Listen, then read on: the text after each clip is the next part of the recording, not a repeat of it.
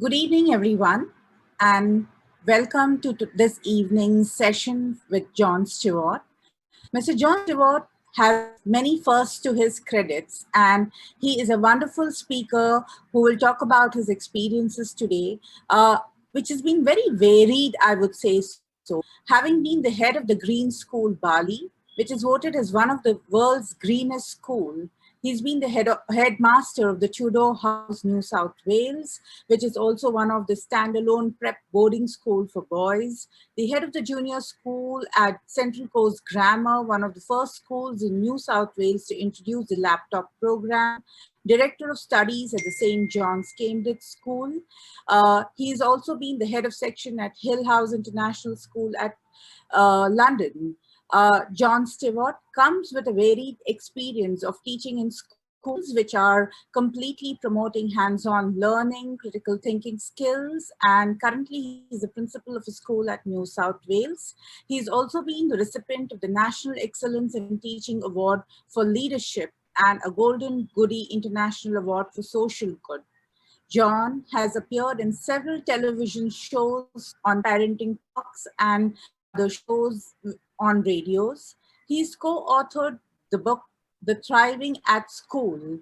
If you get a chance to pick up this book, I would advise you to pick up this book, which is also about how you can teach students in varied situations and atmosphere than the regular schooling that we are looking at. So let's not waste more time and hear from John about what he has to talk about the living school and his experiences of creating multi-dimensional approaches towards teaching. Over to you, John, and we'd look forward to your session today. Thank you very much. And welcome, everybody. I'm sitting in a little room in my school in Australia, and it's late. So I just want to start with understanding what I'm endeavoring to do in this country over here, and hopefully with ramifications that might improve and change the diversity of education and schooling systems. So this picture here is of me taking a little group of children around a cliff face on the beach. So my career, as you can see, has been one where it's really been focused on education. I started as an actor, and then I've moved overseas, and from England I spent 10 years and came back to Australia. The process was headhunted to Bali, to the Green School, and then returned and started my own school. I want to talk to you a lot about the background of what leads someone such as me to actually want to create a school. And I think the first thing we have to understand is that this session today and this evening is to inspire you, is to try to give you new ideas, or even agitate you a little bit to try and get you to think of things that you may not have considered. I hope also it may fulfill some of your beliefs, and you may find there's a voice out there that actually aligns with some of your thoughts. And when I talk about inspire, it's really important that we're here to inspire children. That's the art of teaching. And inspiration is the opposite of respiration. So breathe in.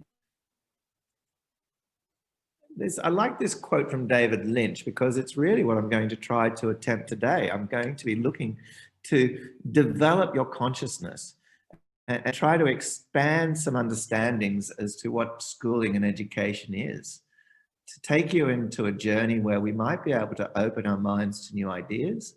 And with that wakefulness, you may find that you can implement some of these concepts in your own research and in your own education and schooling. So when I started at Green School, I flew over this amazing space where we had the jungle meeting the palms. And one of the elements that we know from nationally and internationally and environmentally is that diversity equals strength.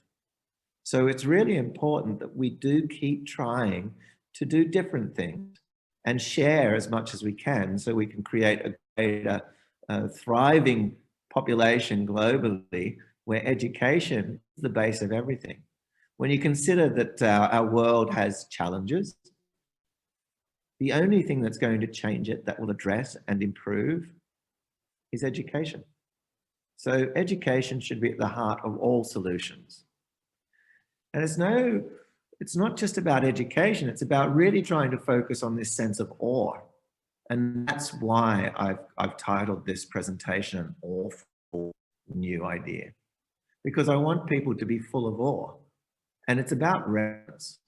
And reverence, that feeling of smallness, that feeling of humility, being humble, makes us actually want to engage with others and feel more connected, which is really important for all our well-being. So I'm going to be talking to you a lot about thinking and trying to expand your own thinking. And when we talk about 21st century thinking skills, I think we're 1/5 of the way through it. So have we actually had any change or are making an impact? And I'd say, first of all, when we talk about thinking, we should be really looking at convergent thinking and divergent thinking. Convergent thinking is uniformity, conformity, and stability, but divergent is moving away from that, moving away from what we know. And that is where I want to take you today. Now, it's not an easy challenge because the first thing, as this old proverb that Jerome Bruner once said, the fish will be the last to discover water. So generally speaking, if we're in the system, sometimes we just keep doing things without the awareness that maybe we need to change. And I put this challenge to all of us here today. There is a difference between a learner and a performer. And I feel some of our students and some of our schooling systems are moving towards this sense of trying to define school around the performance. So this takes us to this really important question. What is the purpose of school? And I questioned this through my career because I felt that it's all very well to keep on pushing school, but what is the purpose? Now, we know that some people use provocations. I'd like to use the word evocation, to evoke something within you. When I talk about school, is the purpose of school to get a career and to get you in a position where you can make the money, make that economic sense for you and your family? Or are we actually trying to improve community? Because schools are social institutions. And when we look at the words, the etymology of language is really crucial in any time, anything that you're doing. As you can see when I talked about inspire, always look at the meaning of where the word comes from. And educate comes from educare, which translates as to rear, to raise. It comes from dutere, which means to lead. And deduce is to draw out, to evolve or develop, especially from a latent or a potential state. Every one of our students, every one of our learners has potential, latent potential that we should be trying to harness, not just for their own good, but for the good of everyone. And when we look back at the original meaning of school, it comes from ancient Greek, which meant leisure spent in the pursuit of knowledge. We might find John Dewey touches on that in a little bit later. So if school was to educate people, it started with this amazing technological advancement in 1801 by James Pillins in Scotland, who created and invented the blackboard. And it was all about getting information, transferring information, knowledge from one to another. And the blackboard allowed his school to thrive because it was a new technique where people could actually work in larger groups and understand what was being thought and said and demonstrated. Now, it's interesting that we have to know how well students are doing. And so in 1914, Professor Kelly developed a system where you could actually assess a massive population could now be deemed and classed along their intellect. But as Professor Kelly said when he created the multiple choice test, he said this is a test of lower order thinking for the lower orders. Interestingly, that Professor Kelly's creation ended up becoming his downfall. Professor Kelly, if you haven't researched it, went on the front foot to say how bad these tests were, in his opinion, and how they were being manipulated for the wrong reasons, so much so that he lost his position at the university. Now, I'm not saying in this discussion that tests are bad. In fact, some tests are really, really incredibly important. And I'm not saying that we shouldn't have tests. I believe that education is about balance. But I do not believe that the test should drive the curriculum or the standard or the expectation. And I do not believe that tests and results should then pit school against school, student against student. Because if we look at schools, we start looking inside classrooms. And classrooms are groups of people who are neither brothers nor sisters nor friends nor family. And they're sitting down in little rows being told what to do. Even when we put technology inside these little cells, we still have the same attributes of a person at the front transmitting information. And I've put this up regularly, but in this picture, we can see 4 different buildings. I asked the question, which ones are schools and which ones are jails? You might be interested to note that the only jail in that slide presentation is number 2. The rest are schools. Now, I've cherry-picked that, of course, because schools could be very, very different. In fact, this was the Green School. This is the Green School in Bali. And the designer, the person who founded this, was John A. Hardy and his wife, Cynthia Hardy. And he was a jeweler. He was a designer. And he wanted a building that looked beautiful and connected with the understanding of education and sustainability. Because our future relies on us, the population on this planet, to live sustainably, founded on beauty and harmony. But are we educating people to do this? Are we educating our learners to appreciate that the planet we have is the only one we know, that has us, that has life? And in our schooling systems globally, there's an issue arising. Students are disengaged. In fact, 50% of students are disengaged, probably more so now as a result of COVID-19. So are we actually developing a system of learning that engages students to think about the future, to act accordingly, and to allow our community to thrive? Because when we ask kids about the most important thing about school, they inevitably will say to get good grades so you can get a good job. That's what they determine school to mean. When we ask them what is the most important thing about learning, they have a distinct difference. They say to have fun, to be interested, engage with friends. And do we create learning experiences like that?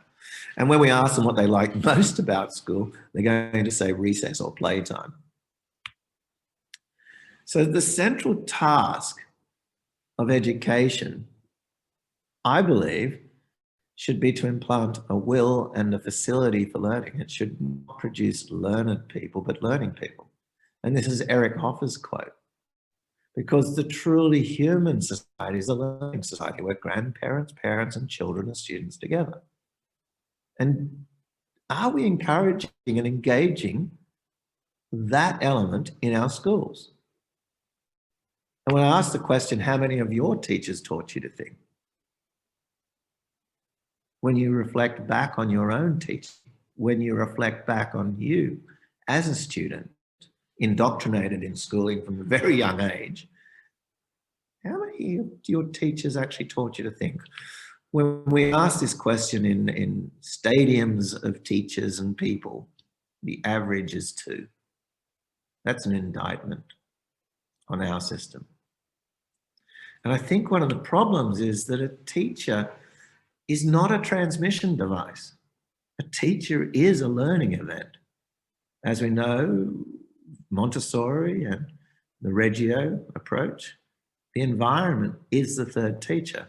So this led me to start to investigate a few more ideas. What other diverse models of schooling is there in the world, or has there been in the world? And we can go through the two first that mind, especially in an Australian and probably an English context and an American context, would be Maria Montessori and Rudolf Steiner, the Steiner schools or Waldorf schools. Now, these schools were created at the beginning of the last century. Their philosophy, their pedagogy, and they're seen as alternate schools. Now, they're not the only ones who've had really wise ideas. And I don't think anyone could refute the concepts, the ideology, the quotes that we can read there are actually really important. But probably one of the best or the greatest influences was John Ruskin, who was an art critic. And he believed in moral development and critical understanding and discipline. It doesn't mean that you should teach people what to know. It means about teaching them how to behave. As if they do not behave, they need to learn how to behave in a way that makes them educated and supportive. Now, the Harkness table is a big round table, and it was created by the money bequeathed by Edward Harkness.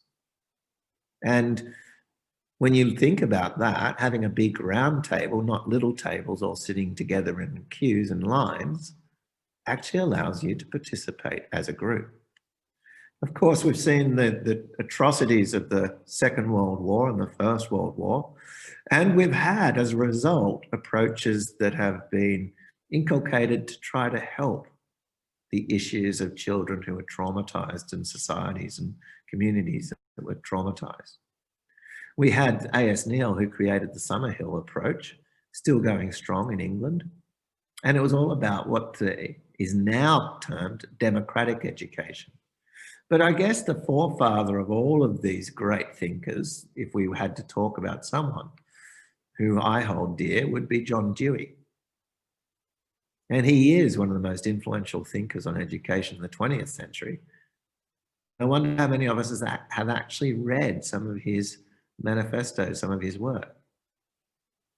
Because it's important that we start to consider the habits of learning, not the knowledge content. This moved over to Kurt Hahn, who founded Gordonstoun, and he was the actual visionary for the Duke of Edinburgh Award and the Outward Bound. So he's all about getting out into the real world, survival skills, qualities of curiosity, tenacity, readiness.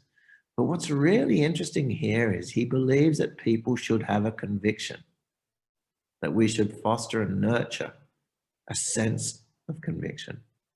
In all these areas, what we're trying to do is we're taking a concept, we're trying to put it into context. And the elaboration of those two areas, if we do it well as a teacher, it will resonate with our audience, with our learners, with each other. And if this resonates, we do so through exemplifying the importance. And if there is importance, and you do feel that some of these points I raised are important, then you have a responsibility to amplify, to go forth and make this message more important. Sir, I'm sorry to interrupt. Can you just use the slideshow option? Because it's showing us all the slides, so it's not very clear. I'm seeing, sorry, that's my presentation. How's that? Is that better? Yes. Thank you for calling. That's perfect. Thank you for reminding me. I thought I'd had it on the other side. So this idea of amplification of concepts is what makes schooling a national priority, because we are nationally trying to create our culture and develop our understanding of values for a society to foster and thrive. And when we look at the culture of schooling, we have to consider the culture of innovation, because there are some inadequacies. We're seeing a system that's been driven for quite some time, and it's hard to get off the bus once it's going and change the tires. So the culture of schooling really is about individual achievement. But the culture of innovation is all powered by collaboration. Passive consumption of content where the student sits there and believes that someone else has more knowledge than them and that what that knowledge is really important for their future.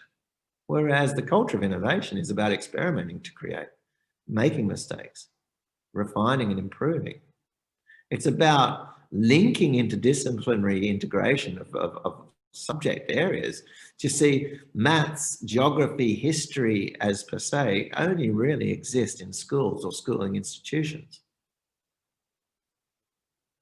And we need to build people to have an intrinsic motivation. That's passion, not extrinsic incentives that are not real, because people see through them. So when we start to look at this, the question we have to ask ourselves is, what do we need to learn for tomorrow? And this is why we had these 21st century thinking skills and everything that comes with that. But what is tomorrow going to do? Well, I know 10 years from now, we don't know anything. 70% of the jobs won't even be created, as they say.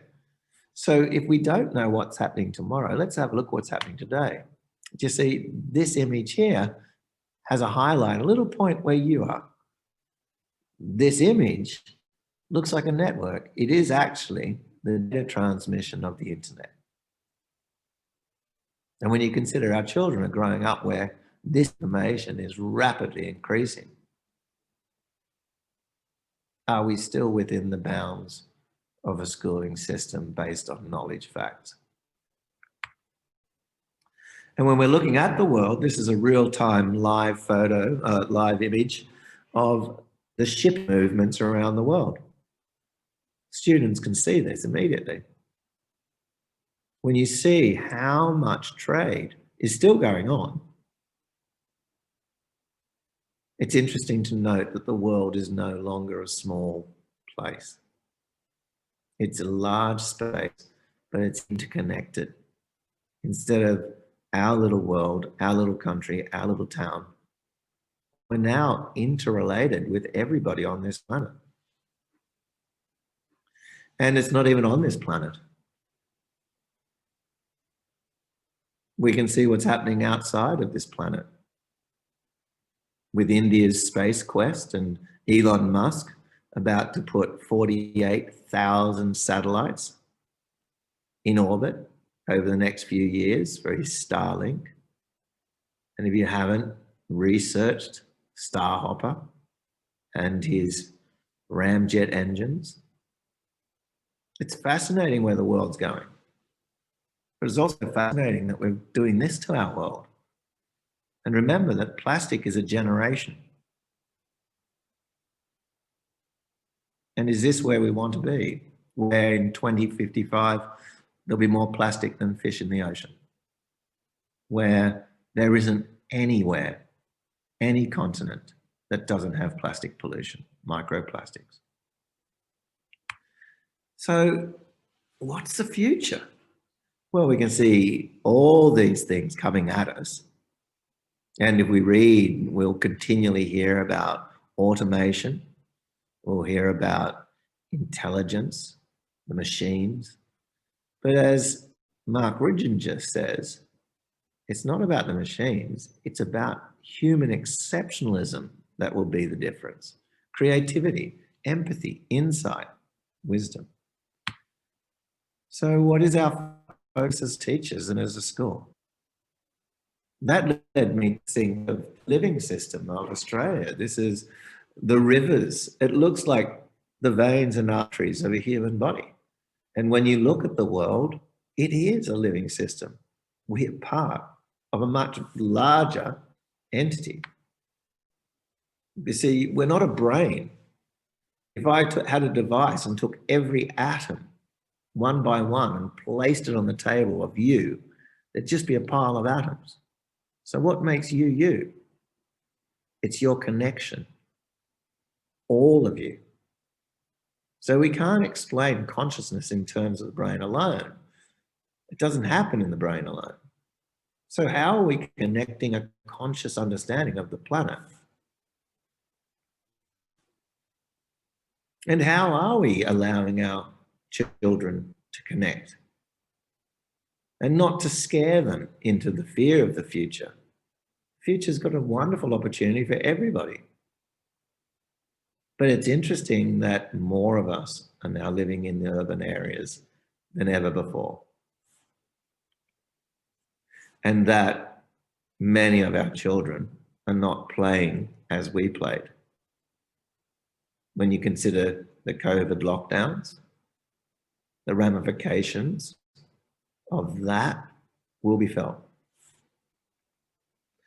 So this led me to believe I could do a difference. I could make something different. And so I created this idea of living school. And living school is a school that wants to shake things up, but make school more, not a statement, but more a place of fun and enjoyment for kids to really enjoy learning. So let me see what we've done. Well, this quote really caught me because it says that a transformed school will not look like that brick building set apart from the society it is intended to serve. It'll be an integrated part of the community, and its students will be active participants and contributors to the community. In short, a transformed school will look more like life. When we start to consider this, our schools are like jails. We want our students to go forth and actually be part of a society, a community, where all the values allow a community to thrive, and yet we lock them up in a little building, in little classrooms. And in Australia and many other areas I've taught in, there's a fear of the outside, stranger dangers. In Australia, no longer are you allowed to come and teach in a school unless you have the qualifications to be a teacher. Whereas a town actually has massive areas of learning. This is our town. This is where I set up the school. I have a TAFE, which is a vocational college opposite. There are community gardens. There's tennis and netball. There's ovals and fields. There's an art gallery. There's a music conservatorium. There's a museum. All these things are accessible in a town. So my ulterior motive is, can you engage a town as a school? It just means getting children out. And then when you think about getting them out, can you engage them in an understanding of the local environment to really geographically and historically understand what it means to be raised in this area? And where is that area?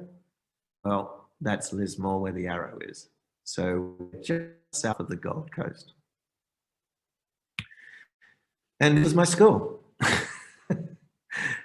My school, I actually bought my parents' house. The house had been dilapidated. Nobody lived here anymore, and my parents still owned it, and they were getting rid of it. I said, well, I want to make it into a school. So when you look at this, you think, it doesn't quite look like a school. So then we went to the architects, and our vision was to make the first green building in Lismore based on the building that was already here. So the whole fundamental understanding is to repurpose and reuse. And this is the school as it is now. So why is it a living school? Well, because we're trying to actually teach children for life and not make them feel that the school ends at the end of their schooling, that they are being schooled throughout their entire time on this planet. And so we want to teach, challenge, and nurture people for a sustainable future. And so living for life, living food, living architecture, living learning. So when I start to show you, this was the area only 250 years ago where the school currently is. This is an indigenous tribe of Aboriginal people called the Bundjalung Nation. And when you look and you can see the old men, the young warriors, the way they've built their buildings. Now, English people came here and thought they were uncivilized. In actual fact, they'd lived in this area for 20 to 25,000 years without any damage. In Australia, the Indigenous people have been here for over 60 10,000 years. So we've got something we can learn from our locals, and it's important we do, because if you haven't watched Life on Our Planet, David Attenborough's, now seeing a person who has studied the planet and now has great concern and believes that the future of this planet we are living on, as we know it, with its life that we have a responsibility for, means it will only survive if we change our ways. And when I started Living Schools, I never knew there was a whole living school philosophy out there. And this ebook has just been published in the United States, and I have a chapter in it. And if you have this presentation and click here, you'll be able to go there. So it's interesting to see the human population growth, how far it's spiked. And as a result, the changes in 10,000 years. Remember, the indigenous people of this local area were here for 25,000 years. So does this mean that we should be teaching something more about sustainability? I believe it does. Just see, we are borrowing our current future from our children. And I believe this quote made me feel a little bit more introspective about what's happening. So Living School created spaces that were meant to be artistic, creative, but also with a narrative. So this artwork is actually made from a friend of mine who collected plastic bottles, blue from the water bottles, single-use plastic, and the red from other, and there are even soy sauce fish in there to make it look like the water washing up on the beach. And all of this plastic was picked up off one beach in Sydney as she walked on it every day. Now, putting this up above the window where this boy is now working makes them reflect that none of that plastic was in the ocean or existed when I was a boy. As you can see, the sofas are just repurposed. This sofa that he's sitting on was actually purchased from a person recuperating from cancer. So we don't need to continually look for new things. In fact, I wanted a train of thought. So I went and I found this old railway carriage, and now it's part of my school. And I'm teaching it. And the kids play underneath it. And while one of my managers of the farm was knocking down trees, I decided it was too nice a tree. This tree would have been growing for 150 years, and a person came along and just demolished it. So we've now given it pride of place in the school. And the bamboo weave, these are our bamboo weavers who weaved the roof. And every one of these people in this picture is now living in my shed because of COVID-19. They can't get back to Mexico. They can't get back to the Netherlands. They can't get back to France. So this is a very strange period of time. Here we have our tiles from the girls' toilets, where every cubicle has to have a different pattern so they continuously have to think. There are no mirrors in our toilets, only learning. Here is the Harkness table, but I've made a change to it where I've got a keyhole. So the teacher could be the student, can sit in the middle, and everybody gathers around. And if you look up, you can see an old wagon wheel, and we can show how a building is constructed. This is a whiteboard room where the whole room is a whiteboard, and the students come in, they work together, collaborate, complete their maths, or as you can see, draw some pretty faces. Here is, hopefully this will start, a presentation of what Living School is. Welcome to Living School. Come on in. This was created by two girls. The girls you'll see three girls. And they did this as part of a lesson.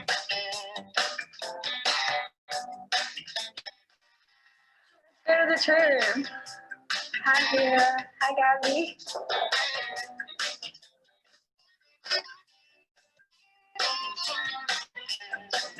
This is the tree room where kids play games and we have music lessons with Christina and Mal. So you can see students being students. No school uniform. First name basis for teachers. And as a result, there's a greater trust.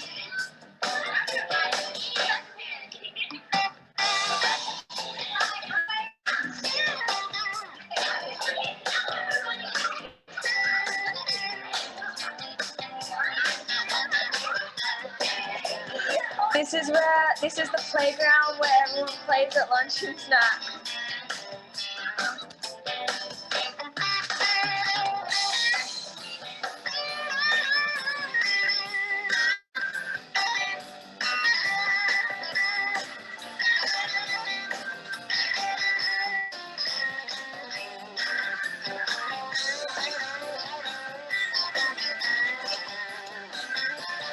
In the train of thought, we do science and technology.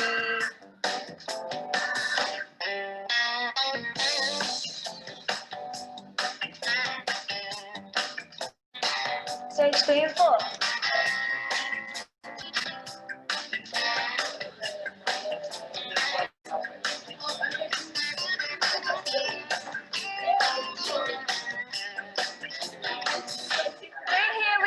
Stage 3 work.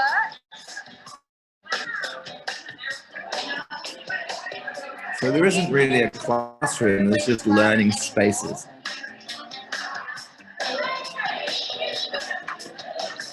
Someone. Through here, we have green science room, where there's an aquaponics system that's being set up, and we do gardening and green science. Now through here, we have stage 3 with 5 and 6, and then through here, stage 4, years 7 and 8. And then here's this room.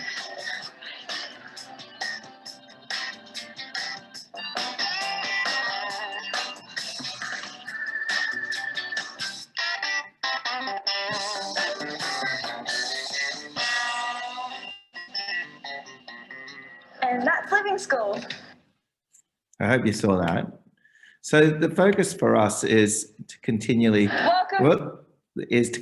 try to develop a school where around children having ownership and authorship. Instead of being authoritarian, we are authors designing the pages of every child's life. Here we can see our food. We have an MOU with the School Food Project for healthy, nutritious food.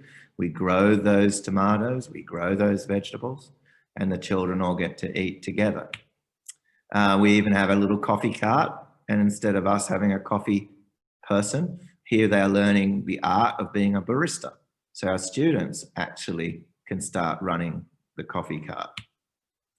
We do chess club, and you can see that the parents come in to actually play chess as well.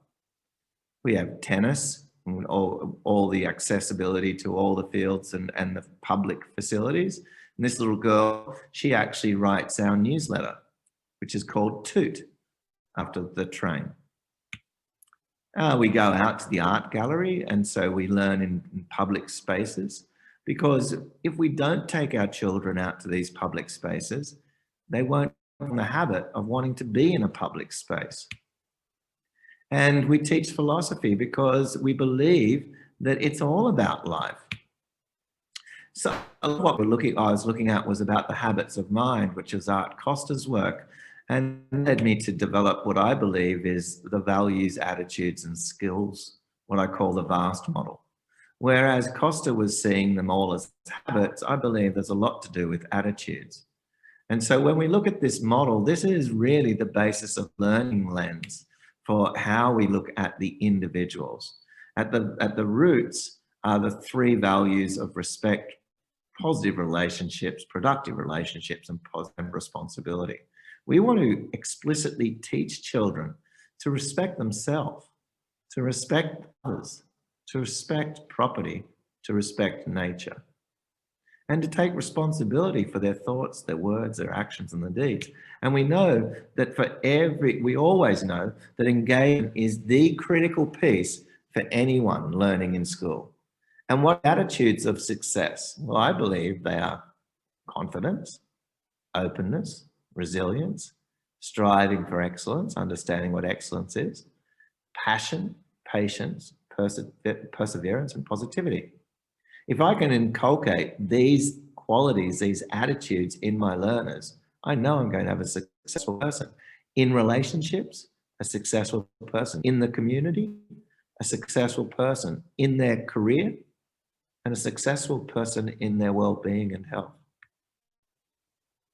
And if I can give them the skills of responsible risk-taking, initiative, organization, thinking, questioning, practicing, communicating, collaborating, and synthesizing, but at the very core, if I can have children who innovate and create, they will actually control their lives.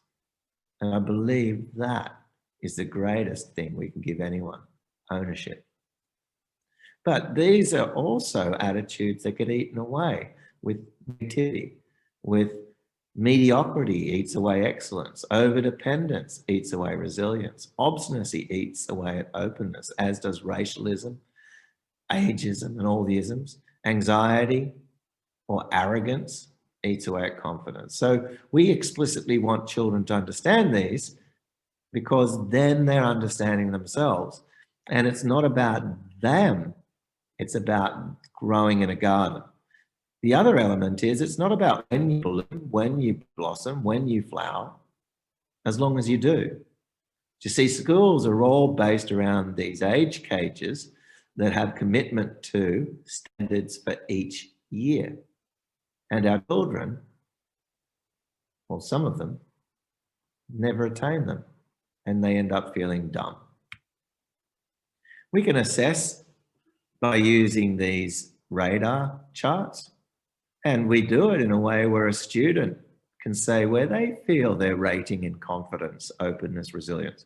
And then we overlay that with a teacher or a parent. And then every year we can show these on top of each other so we can see the growth. And it's not about just continually constructing knowledge to keep on getting bigger and better and more. It's about there'll be ebbs and flows. There are seasons of change. I've seen little kindergarten kids super confident, and then as a 13, 14-year-old, very, very anxious.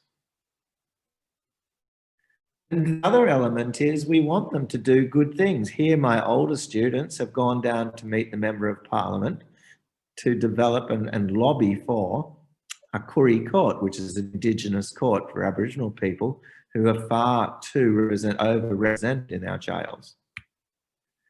So the other element is I don't want a student to leave school with just a mark.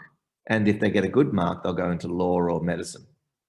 I want them to know 5 keystone things, actually 6. The 6th is service.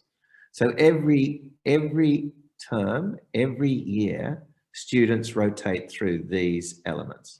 And what's it look like? This is how I structure the year. We have 6-week blocks, not 12. I find that a 12-week term is far too long for teachers and students and parents. So 6 weeks, week off, 6 weeks, week off, 6 weeks, week off. And we wrap that with an orientation challenge week and we close it with a revision. And these are the elements, the keystone themes. Identity, we have to understand ourselves. Then nature, who are we in our connection with ourselves and with the world around us? Life and living, what is life? What is living? Civilization, phenomena, service. And service is our last block, which is starting next week. And when you start to see, our school is broken into 3 threads: connections, concepts, and context. So when you do the timetable, it's very easy to say maths, science. Why though? Why wouldn't you try to make it more interesting? So instead of philosophy, existentialism. Instead of history, geography, historical faction. So we give interesting terms to make kids actually start to think. Because if we just keep on using the same, it becomes mundane. And our whole structure is around thinking, which is our morning frame around the early keystones, knowing, which is the core subject and concepts of English, math, science, technology, and then experiencing or acting, which is inquiry-based, problem-based, project-based, challenge-based learning. And these EQ, IQ, XQ, and PQ I'll talk about a little bit later. So we want to have our teachers teaching tangibly, meaning purposefully, meaning really considering their craft. And when you look at engagement, it's curiosity, it's meshing, it's inspiring, it's integrating, it's challenging. And conceiving is conceptualizing, theorizing, proficiency, getting proficient, mastery, intellectualizing, investigating, exploring, innovating, and collaborating. Our conceptual frame is the middle of the day, and we actually use agility groups, not ability groups. Agility means they consistently change depending on the concepts being taught. And you can see here 4 teachers breaking and doing repetition cycles over the two and a bit hours. And this means our lessons on conceptual understanding hit the mark, are well planned and well reviewed. We do this by looking at concepts, using assessments, tests to mark out whether the students know them. We don't push them to areas where it's too extensive. We give them another paper, and if the students have finished, great, they get another opportunity. And that leads us into our proficiency frame, the grit frame. I won't go into lots of information other than to say a teacher can lecture in front of all the kids and the other teachers. We use John Hattie's post-test minus the pre-test over the standard deviation. And then we can understand how far. We've got a marker to tell us how well we're improving and the students are improving. Our data is entered and stored, and we use computers to administer. So when we teach, we need to structure for learning beyond the subject specificity. So here we have the connections, the concepts, the context, and this is trying to make you understand we can do this in a different way. But they're still covering all the topics, they're still learning and they're engaging and they're enjoying it. So there is a real pedagogic underpinning, because a lot of people say we're inquiry-based learning. Well, they're the skills. We're problem-based learning. Well, that's the scaffold. We're project-based learning. That's the end product. And you cannot successfully complete a project-based task if you do not know the inquiry-based skills. So we're looking at year 9 to be a year of project-based learning, where they'll end up presenting to a shark tank of investors. We're looking to have actual business investment in our students' ideas. You saw in that video a clip of the aquaponics system. So this has been built with the students, and you can see how the system now has grow lights. So we're understanding LED, we're understanding what allows a grow light, we're understanding the fish. So just this one project. And if you look to the side, you'll see that tiny little fish tank. That was the start of the project. Start with a small example, test it, make mistakes, and then grow and build up your project into something really big. Big projects are great.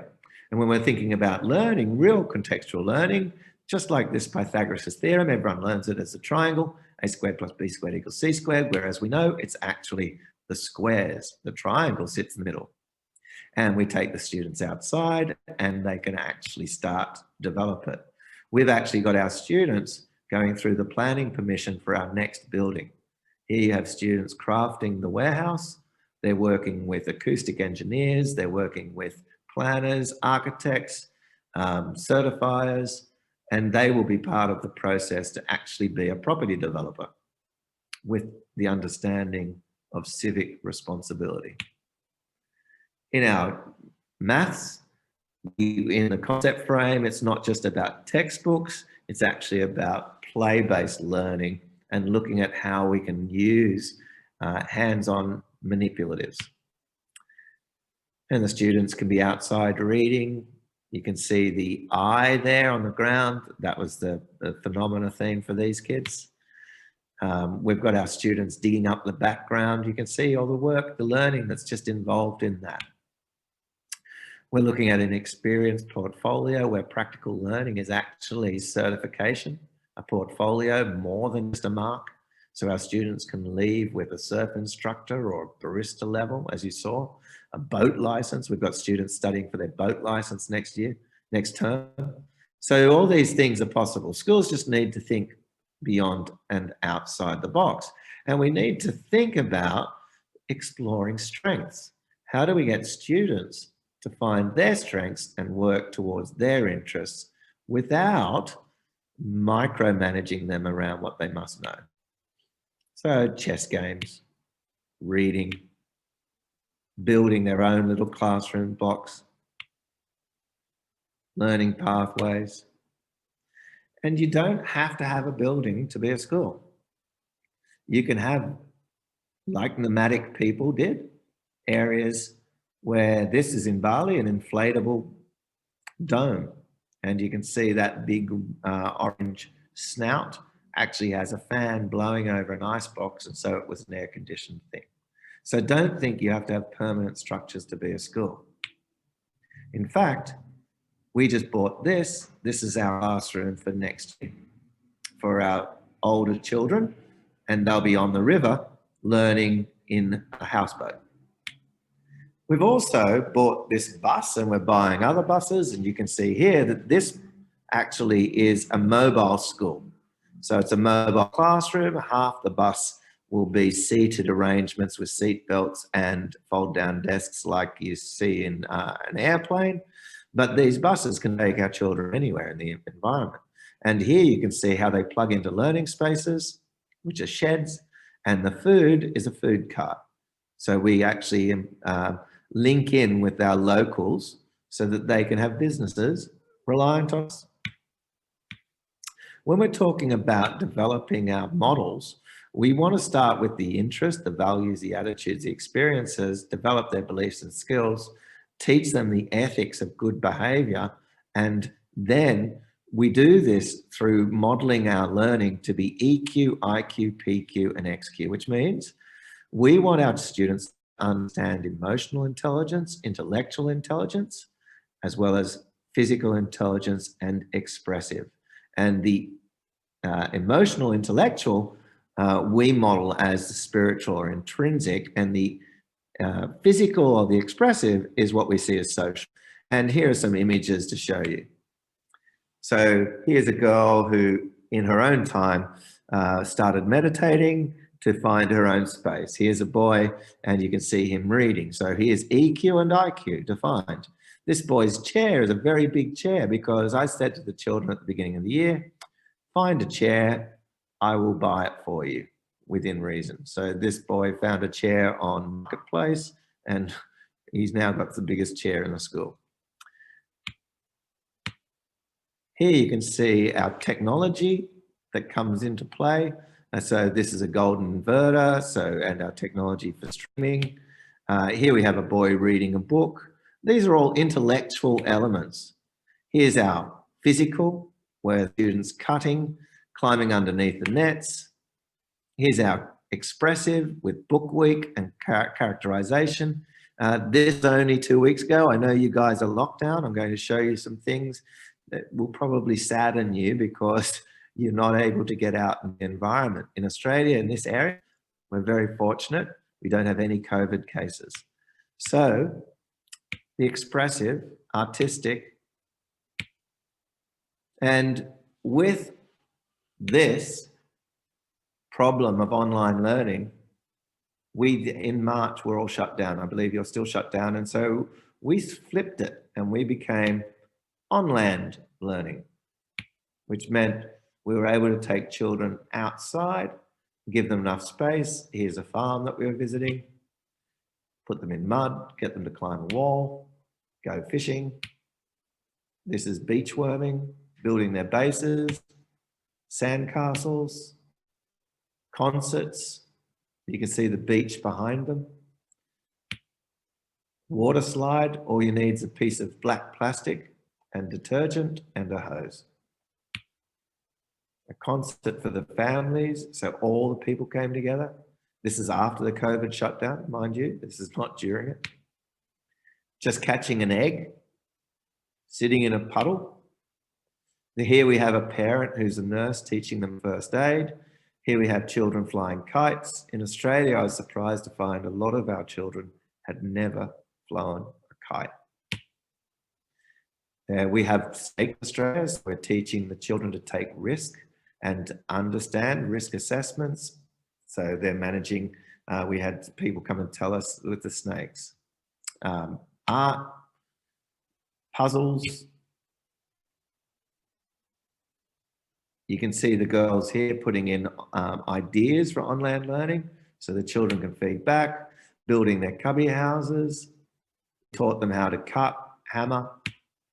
And this is all about challenge-based learning, where we want children not only to find growth through expansion beyond, but growth within their comfort zone. Regret is an important key piece toward developing drive and grit. And that's Angela Lee Duckworth here on grit and Carol Dweck's on growth mindset. And simple little things, just having a person stand on a post for as long as they can. And they all wanted to do it. Working together, moving a plank, trying to find a golf ball in mud, sitting in a hoop for as long as you could, playing music together as a family. A mother not complained, but said this is the first time all three of her children were playing music together. This is not a lesson, this is play, because we have our musics available, our keyboards available. Teaching them to cook, teaching them how to understand what a crab is, whether it's male or female. Competition with parents and each other. Because we believe that planting a garden is to believe in tomorrow. And living school is about celebrating life. Because the greatest change we need to make is from consumption to production, even if it's just a small scale. To be continued. We've only been open for 10 months. Thank you. Thank you so much. I think this was such an enlightening session for everybody. If anybody has questions, please feel free to raise your hand and we'll unmute you and you can ask your question directly to the facilitator. But I think I have some really nice comments from people on Facebook as well who feel like it's such an inspiring journey. It's very, very, the whole learning experience that you've sort of shown us in the past 1 hour is just so different from what actually happens here. And like I told you the other day also, yeah, people are definitely going to be jealous after seeing all the outdoorsy pictures. So I'm sorry you are all caught in this COVID craziness. But yeah, this school was, one person can create a school. This school was created because I desired to make a difference. And can I just say, it's been so well received. We've got more people wanting to come in than are in. So in 10 months, we've got wait lists, which is amazing. But the teachers are a fascinating, amazing group of people. So that's great. I think Samir says that we look forward to a workshop on sustained basis, dwelling deeper into understanding various facets of the philosophy of the living school. I think definitely we can look at that in the near future. We have Miss Mahira who says that she would actually love to go back to school because there's so much warmth and energy in the learning spaces you've built, and that's so important because it comes across so beautifully in the pictures and in the little video that you showed us. So yeah, thank you so much. I think I was hoping that video worked. I wasn't sure if you could see it very well. It did. It worked pretty well. And thank you so much. I think we've had a delightful 1 hour with a lot to, think about. And hopefully, I mean, I personally hope I can come visit your school someday once Please do. we're out of this situation. We might have a balloon as a class next. I would look forward to that. Definitely. Definitely. So thank you so much. Thank you so much, participants who've joined us on both Facebook and on Zoom. We're very thankful to your support week after week as you join us for these masterclasses and as we learn and grow together. Thank you so much, Mr. John. I know that you've gone out of your way to do this session for us. It's so late in the night for you. But thank you so much. We really, really appreciate it. And good evening to everybody in India and good night, John. Thank you Thank very you so much. much. Take care, everybody.